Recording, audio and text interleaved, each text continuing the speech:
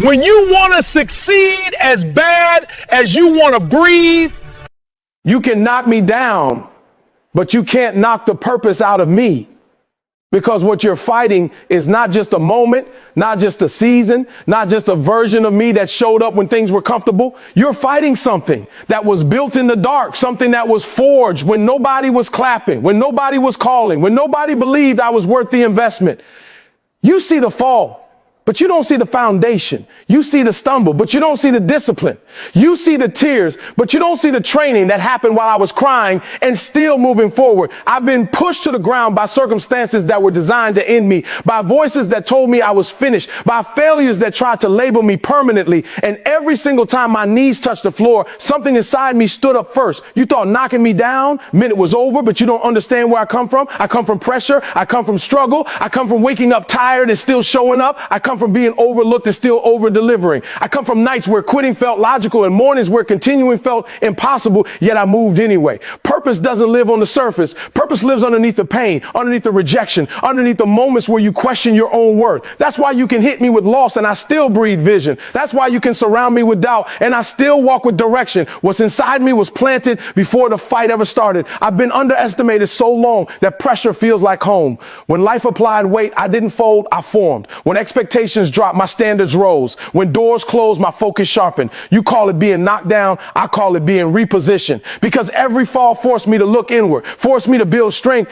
that applause could never give, forced me to meet the version of myself that doesn't need permission to rise. You can embarrass me publicly, you can break me financially, you can isolate me socially, but you can't touch the assignment on my life. You can't steal what was assigned by God, by destiny, by the work I put in when nobody was watching. I've learned that being down is not the same as being defeated.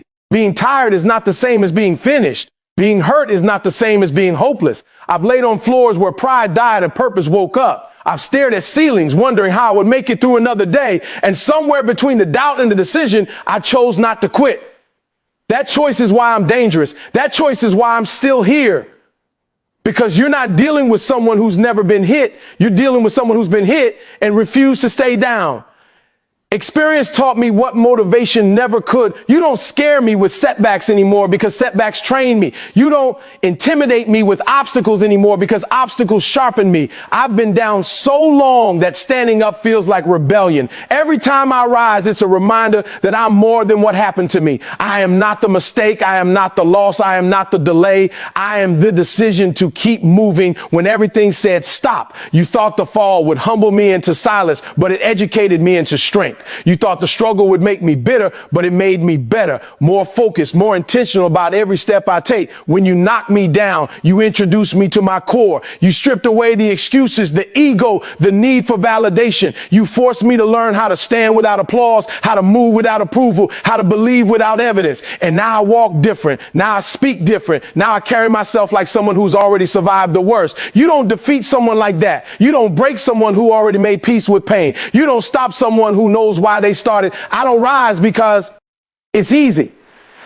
I rise because staying down is not an option. I rise because my story doesn't end on the ground. I rise because there are people watching who need proof that falling doesn't disqualify you.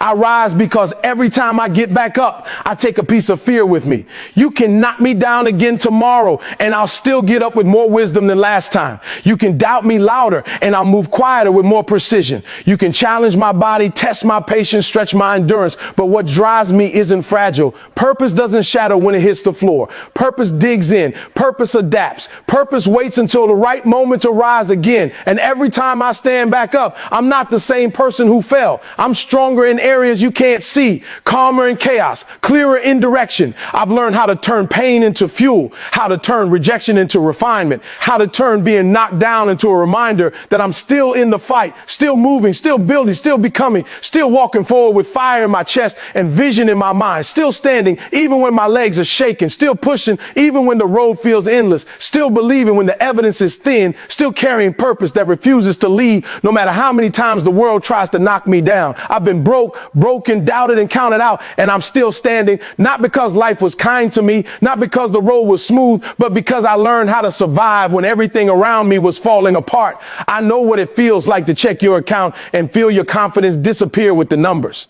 I know what it feels like to smile in public and fall apart in private. I know what it feels like to hear people talk about you like you're finished while you're still breathing, still dreaming, still fighting battles they'll never see. Being broke didn't just test my money, it tested my mindset. Being broken didn't just hurt my heart, it challenged my identity. Being doubted didn't just sting, it tried to rewrite my future. Being counted out didn't just insult me, it attempted to bury me before my time. There were seasons when I had nothing left to give but effort. Seasons when talent wasn't enough, passion wasn't enough, and motivation came and went like a visitor who didn't plan to stay.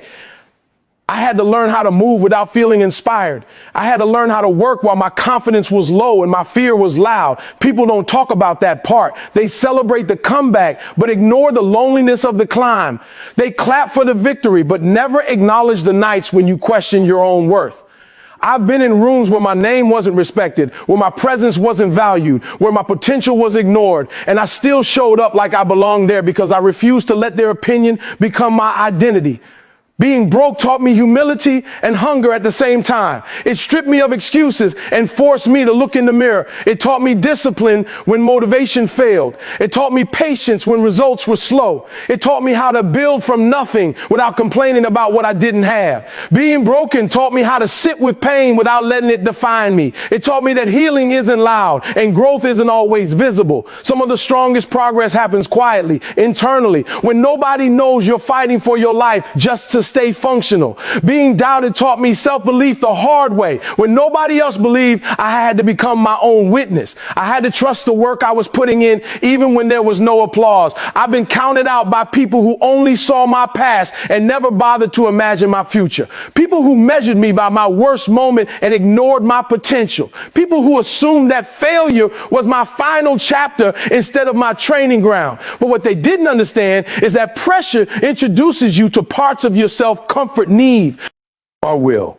When you're broke, you learn resourcefulness. When you're broken, you learn resilience. When you're doubted, you learn focus. When you're counted out, you learn how to move without permission. Every setback sharpened me. Every loss educated me. Every closed door forced me to build something within myself that no one could take away. There were days I wanted to quit, not because I was weak, but because I was tired. Tired of proving myself. Tired of starting over. Tired of carrying faith with empty hands. But something inside me refused to let go. Not ego, not pride, but purpose. A quiet voice that said you didn't come this far to stop here.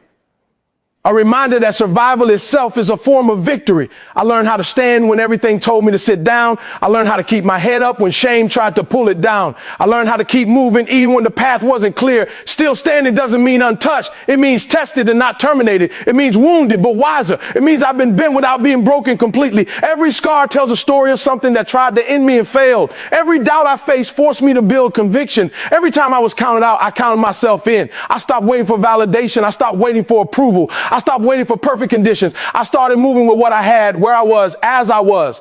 That's when things began to change. Not overnight, not magically, but steadily. I'm still standing because I learned how to turn pain into fuel. I learned how to extract lessons from losses. I learned how to keep my character intact when my circumstances were chaotic. I learned that being down doesn't mean being done. I learned that silence can be preparation. I learned that delay is not denial. I learned that consistency beats intensity when motivation fades. And most importantly, I learned that quitting is permanent while struggle is temporary. You may see me standing now and think it was easy, think it was luck, think it was timing, but you didn't see the version of me that almost gave up. You didn't hear the conversations I had with myself in the dark. You didn't feel the weight I carried when nobody was offering help. I earned this stance. I earned this strength. I earned this belief through repetition, through discipline, through refusing to stay down when it would have been easier to disappear, through choosing growth over comfort, effort over excuses, faith over fear. And even now as I stand here, I carry the memory of being broken, doubted, and counted out, not as shame, but as proof that no matter what I face, no matter how low it got,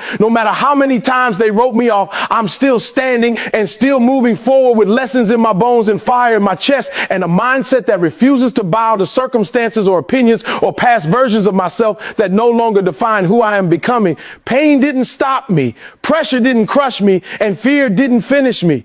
Because somewhere along the way, I stopped expecting life to be gentle and started training myself to be unbreakable. Pain showed up early, not as a visitor, but as a teacher, testing how much I really wanted what I said I wanted. It burned, it slowed me down, it made every step feel heavier than the last, but it also stripped away the illusion that success comes without sacrifice. Pain forced me to listen to my inner voice when everything external went quiet. It taught me how to sit with discomfort without running from it, how to keep moving even when the motivation disappeared, how to turn suffering into strength instead of letting it turn me into someone bitter and small. Pressure came next, squeezing from every direction, expectations piling up, responsibilities getting heavier, time feeling shorter, and mistakes feeling more expensive. Pressure didn't ask if I was ready, it demanded results. It tested my consistency, my discipline, my focus. It exposed my weak habits and challenged my strongest beliefs. Under pressure, excuses stop working. Under pressure, you find out who you really are when nobody is rescuing you. I learned that pressure is not the enemy. It is the environment where growth happens. Diamonds don't form in comfort. Leaders aren't built in ease. Pressure refined me, sharpened my thinking, forced me to prioritize what mattered and eliminate what didn't. It taught me how to breathe while carrying weight, how to stay calm while everything felt urgent. Fear tried to finish the job. Fear of failure. Fear of being exposed. Fear of not being enough, fear of repeating the same mistakes. Fear whispered every night telling me to stay where it's safe, to lower my standards, to stop dreaming so big. Fear showed me images of worst case scenarios and asked me if I was willing to risk it all. And for a moment, fear felt powerful. It slowed my steps. It made me hesitate. It questioned my confidence. But fear underestimated one thing, my willingness to act even while afraid. Courage didn't arrive fully formed. Courage was built every time I moved forward, shaking hands and an unsteady heart. Fear didn't finish me because I stopped waiting to feel fearless and started moving anyway. Pain taught me endurance. Pressure taught me discipline. Fear taught me courage. Together they shaped a mindset that doesn't collapse when things get hard. I learned how to keep my standards high when my emotions were low. I learned how to stay committed when the results were delayed. I learned how to keep my vision clear when distractions were loud. Every challenge demanded something from me, and every time I responded instead of retreating, I became stronger than the version of myself that entered the fight. I stopped asking why this was happening to me and started asking what this was building in me. There were moments when the weight felt unbearable, when the pressure blurred my focus and pain drained my energy.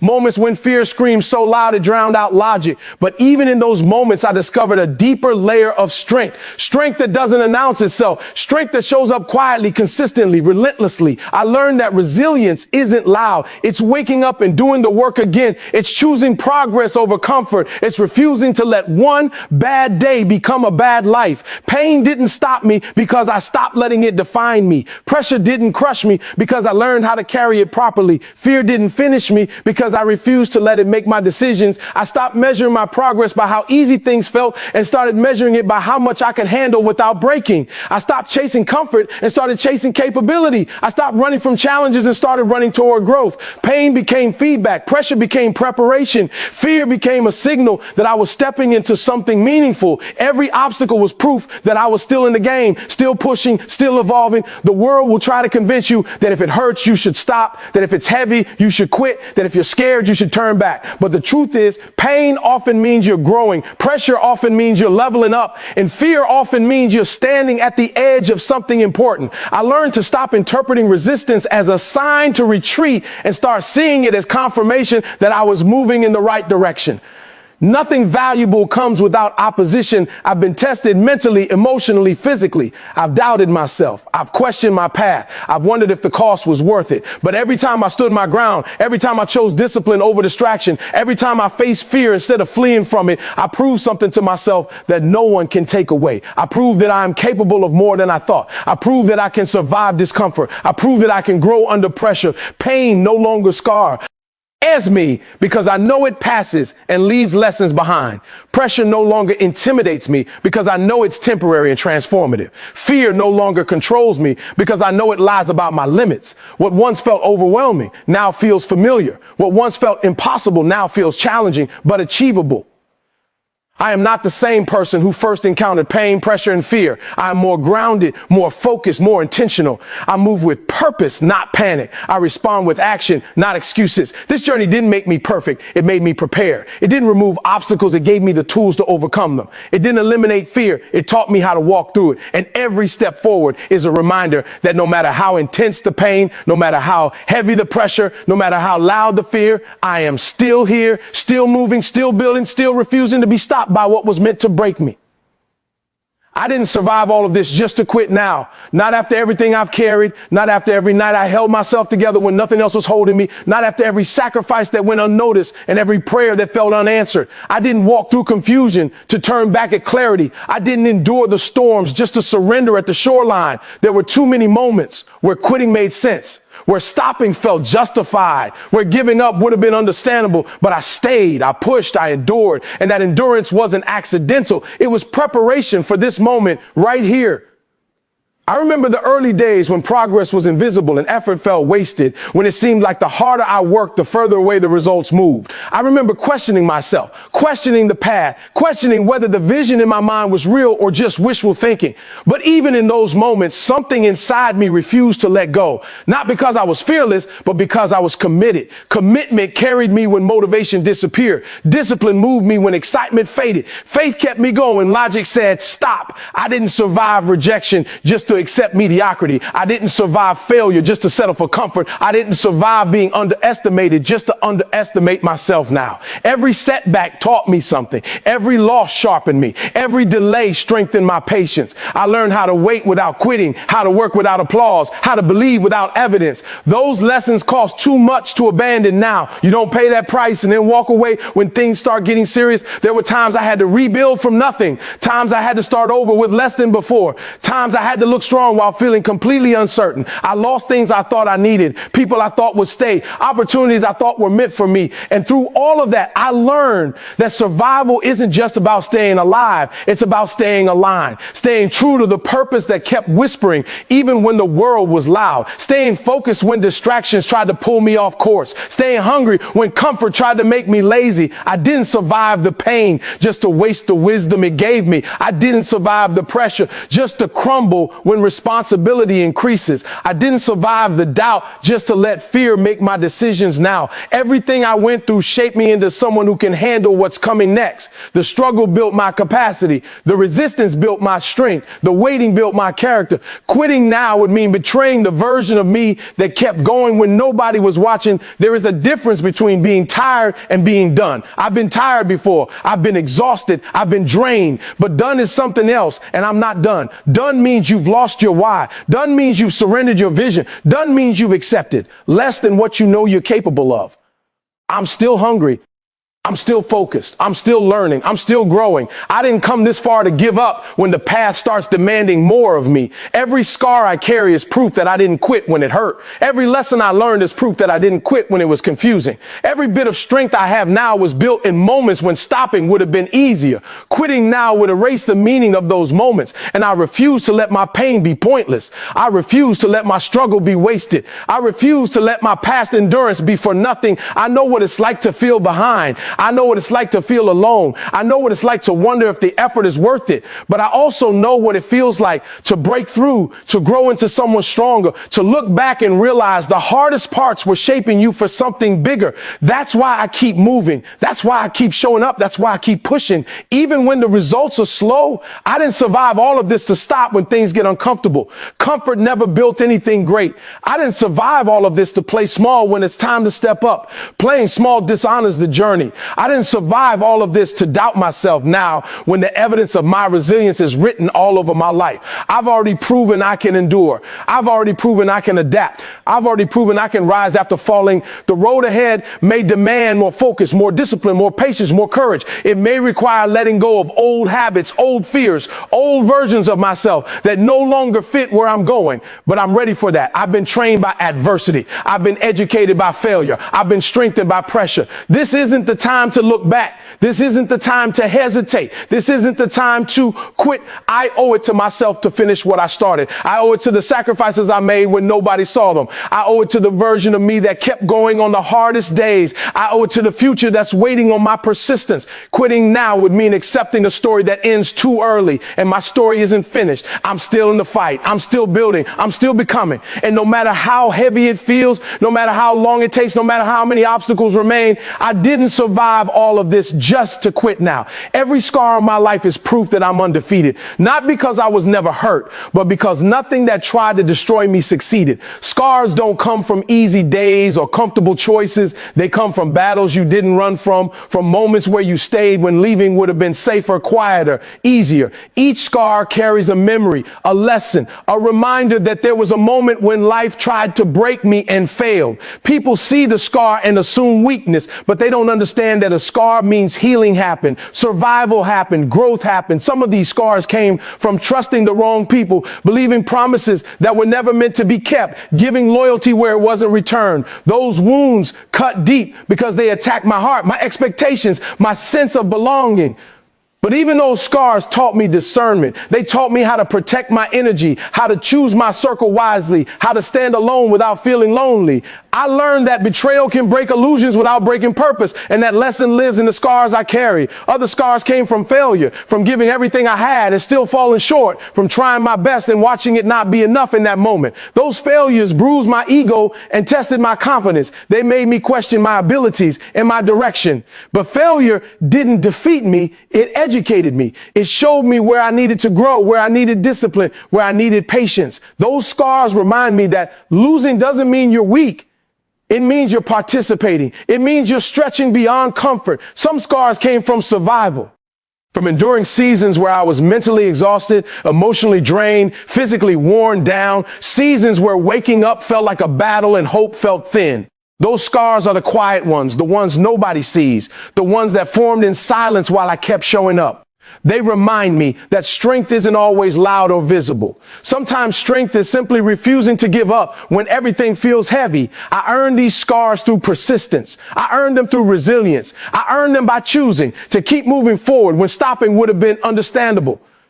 Scars are not decorations. They are evidence. Evidence that I've been tested. Evidence that I've been pushed beyond what I thought I could handle. Evidence that pain did not have the final word. Each scar represents a chapter where quitting was an option and continuation was a choice. When I look at my scars, I don't see shame. I see survival. I don't see regret. I see growth. I don't see weakness. I see wisdom.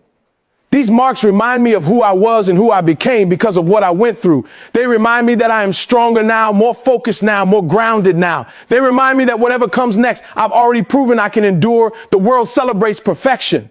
But perfection doesn't teach resilience. Perfection doesn't build character. Perfection doesn't prepare you for reality. Scars do. Scars teach you how to adapt. Scars teach you how to recover. Scars teach you how to stand back up with more awareness and less ego. They teach you humility without destroying confidence. They teach you patience without killing ambition. Every scar represents a moment where life tried to define me by pain and I refused. A moment where circumstances tried to label me and I rejected the label. A moment where fear tried to convince me to stop and I moved anyway. Those moments stack up. They compound. They turn into an inner toughness that can't be faked or borrowed. You can't imitate scars. You can't shortcut scars. You earn them by staying in the fight. I don't hide my scars because they tell the truth about my journey. They tell the story of someone who didn't have an easy path, but refused to let that be an excuse. They tell the story of someone who learned the hard way and didn't waste the lesson. They tell the story of someone who understands pain and still chooses purpose. The scars don't make me bitter. They make me better informed, more strategic, more intentional about how I move when new challenges appear. I don't panic the way I used to. I look at my scars and remember that I've been here before in different forms. I remember that I survived things I once thought would end me. That memory gives me confidence that doesn't depend on circumstances. It gives me calm in chaos. It gives me patience in uncertainty. Scars become a reference point, a reminder that progress often comes after pain. Being undefeated doesn't mean being untouched. It means being unbroken at the core. It means no matter how many times I was wounded, my purpose remained intact. It means my spirit wasn't crushed. My vision wasn't stolen. My will wasn't a race. The scars prove that I can take a hit and keep moving. They prove that pain can mark me without mastering me. I walk differently because of these scars. I speak differently because of these scars. I approach life with more clarity because of these scars. They stripped away illusions and forced me to confront reality. They showed me what truly matters and what doesn't. They taught me how to invest my energy wisely and how to let go without resentment. Every scar in my life stands as a silent statement that I did not fold under pressure. I did not disappear under disappointment. I did not quit when things got hard. I stayed, I learned, I healed. And now those scars serve as armor, not because they block pain, but because they remind me that I can survive it, adapt to it, and keep moving forward with confidence built experience, resilience built on reality, and an unshakable understanding that no matter what comes next, I've already been through worse and emerged stronger, wiser, and still standing undefeated. You can fight my body, test my mind, but you will never defeat my spirit, because what lives inside me was never built for surrender. My body has felt exhaustion, hunger, strain, and weakness. It has carried weight when it wanted rest and moved when it begged to stop. It has been pushed past comfort, past limits, past excuses, and still it answered the call. You can hit the body, you can drain it, you can slow it down, but the body is only the vehicle. The real power is deeper than muscle and bone. The body follows orders, and the orders come from a place you can't touch. You can test my mind with pressure, confusion, uncertainty, and doubt. You can surround me with noise, with opinions, with fear disguised as logic. You can challenge my confidence, question my ability, remind me of past failures and unfinished chapters. The mind has wrestled with anxiety, with hesitation, with moments of heavy silence where clarity felt far away. I've stood at crossroads where every option carried risk and every step forward felt uncertain. But even then, my mind learned how to focus. It learned how to quiet the noise. It learned how to choose discipline over distraction, vision over fear, action over overthinking. The mind can be tested, stretched, and fatigued, but it can be trained. I trained mine to endure discomfort. I trained it to stay calm under pressure. I trained it to separate emotion from execution. I trained it to keep moving even when confidence was low. You can challenge my thoughts, but you can't control my decision. You can introduce doubt, but you can't make it my foundation. The mind adapts, the mind learns, the mind strengthens with repetition, but the spirit is something else entirely. The spirit is what speaks when the body is tired and the mind is overwhelmed. The spirit is what rises when logic says quit and comfort says stop. The spirit is the fire that refuses to be extinguished, the inner voice that won't go silent no matter how loud the world becomes.